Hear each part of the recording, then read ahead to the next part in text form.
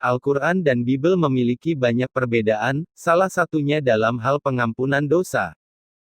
Dalam Al-Quran, jika seseorang ingin diampuni Allah dari dosanya, orang tersebut harus bertobat dengan sungguh-sungguh, meminta ampun kepada Allah dan tidak mengulanginya lagi. Allah telah berjanji akan mengampuni dosa bagaimanapun banyak dan besarnya dosa yang kita lakukan kecuali dosa syirik, yaitu dosa yang timbul akibat menyekutukan Allah dengan makhluknya.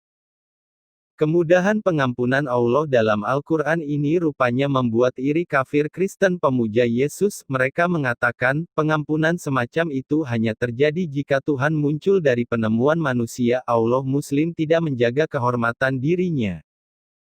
Pengampunan dosa dalam Bible memang tidak sama dengan pengampunan dalam Al-Quran. Tuhan dalam Bible mensyaratkan diampuninya dosa dengan terlebih dahulu melakukan korban bakaran. Inilah yang menjadi sebab mereka menganggap Tuhan dalam Bible lebih bisa menjaga kehormatannya dengan cara menghukum pendosa dengan melakukan korban bakaran. Mengganti kehormatan Tuhan dengan seekor atau 2 ekor korban, apakah itu cukup pantas? Murah sekali harga kehormatan Tuhan.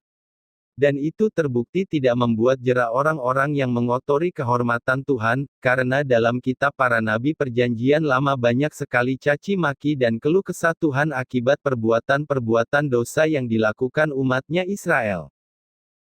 Selain itu, kafir Kristen tidak pantas menyombongkan pengampunan dosa dengan cara memberikan korban tebusan karena tidak ada orang Kristen saat ini yang menebus dosanya dengan cara seperti itu.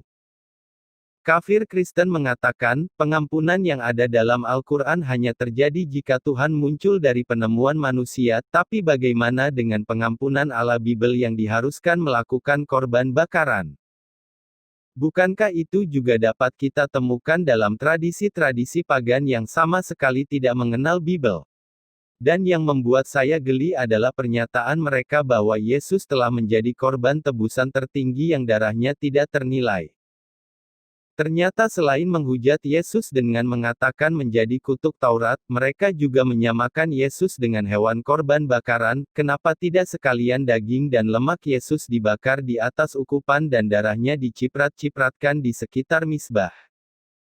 Sangat aneh, setahu saya manusia yang seharusnya mengkorbankan diri kepada Tuhan, bukan Tuhan yang malah dikorbankan. Penebusan dosa dengan menjadikan Yesus sebagai korban penebus dosa adalah cara biadab dalam memperoleh pengampunan dosa. Menurut saya, pengampunan yang ada dalam Al-Quran lebih sesuai dijalankan di masa kini dan masa yang akan datang. Pengampunan dengan syarat bertaubat, menyesali perbuatan dosa dan berjanji tidak akan mengulanginya lagi. Jika pengampunan dosa ala Bible diterapkan, maka yang paling diuntungkan adalah orang-orang kaya, yang dapat bebas berbuat dosa sebanyak apapun kemudian ditebusnya dengan korban tebusan yang harganya tidaklah seberapa tanpa penyesalan dan janji tidak akan mengulanginya lagi. Dosa akan berlanjut di kemudian hari. Tapi bagi si miskin jika berdosa dan tidak ada biaya untuk membeli hewan korban tebusan, apa yang ia lakukan? Dosa tidak akan pernah terhapus sampai dengan ajal menjemputnya. Jika cara penebusan dosa semacam ini diterapkan di Indonesia, orang miskin bukan hanya tidak boleh sakit di negeri ini, tetapi juga tidak boleh berdosa.